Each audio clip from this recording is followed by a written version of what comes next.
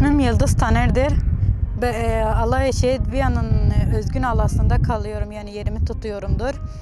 Buraya gelmek amacım yani çünkü daha güzel, daha açık, daha anlamlı yani eğitim görmeyi istedim çünkü. Yani kadınların hakkını anlamayı yani burada öğrendim, yani kadının ne hakkı olduğunu. Yani bir arkadaşı gördüğünde yani farkına varıyor kadının ne hakkı olduğunu. Çünkü heybetini görüyor, konuşmasını görüyor, duruşunu görüyor, anlıyor ki ne kadın bir hakkı olduğunu yani. Bütün kadınlar için yani söylüyorumdur bu noktayı. Yani kadın hakkını bilmeli, yani kadın hakkı için savaşmalı.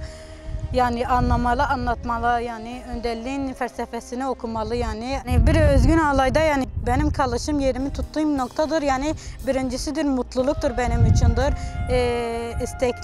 İstekliyim dedi Özgün Alay'a gelmek için. Çünkü bir kadın kendini anlayabilir, anlatabilir yani.